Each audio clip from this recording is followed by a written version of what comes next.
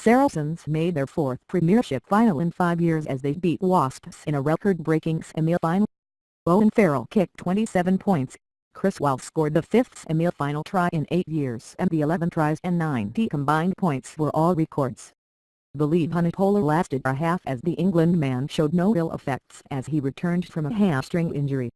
Saracens led 23-5 at the break before an 8-try second period which saw Wasps get to within 10 points at one stage. Mark McCall's side will meet champions Exeter, who they beat in the 2016 final and lost to in the semi-finals last season, at Twickenham next Saturday following the Chiefs' victory over Newcastle.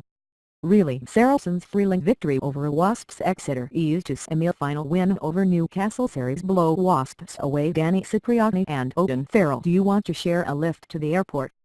England fly halves Danny Cipriani and Owen Farrell shared 31 points. Saracens forwards dominated their opponents in the opening period as they caused 8 turnovers. The first, from a knock-on by Wasps fly half Danny Cipriani, led to the possession which saw Farrell skip through the visitors' defence before offloading to Alex Lozowski for the second fastest try in Premiership semi-final history after just 94 seconds. A second Saracens try for Nick Isiewicz was ruled out 6 minutes later for a knock-on, but Saracens only had to wait 1 more minute to breach Wasps' defence again. Vincent caught going over after Marita was held up just short.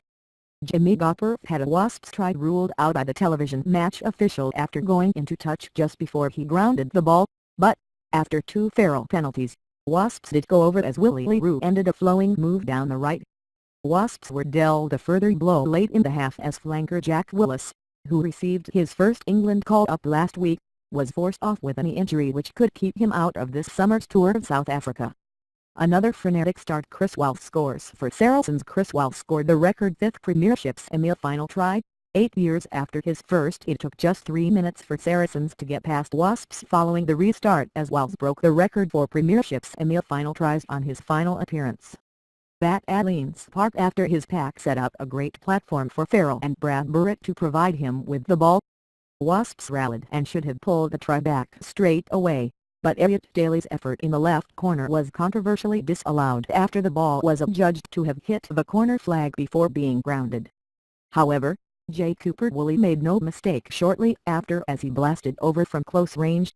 They further narrowed the gap as Thomas Young went over under the posts after a great set-piece move, and they were further boosted as they held up Farrell as he tried to go over to end the pulsating first 10 minutes of the second half.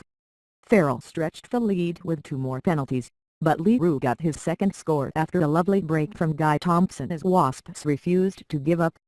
But when Juan Figalo went over from a metre out after a great run by Sean Maitland, and Edith did likewise 7 minutes later to put the hosts 48-26 ahead, it was game over. Wasps scored again when the impressive Thompson, who now leaves for Leicester, set up Christian Wade's 78th minute try with another excellent run. But it was Saracens who had the final say as Ben Spencer's try with 7 minutes to go ended a match that will live long in the memory. "We've been peaking to do something like that." Reaction. Saracens director of rugby Mark McCall told BBC Radio 5 Live, "We've been involved in an extraordinary game. We switched off and let them back into it, but we played some brilliant rugby today, and when it became a 36-26 game we kept playing and didn't panic. The first 25 minutes was the best we've been this season and it feel like we've been peaking to do something like that."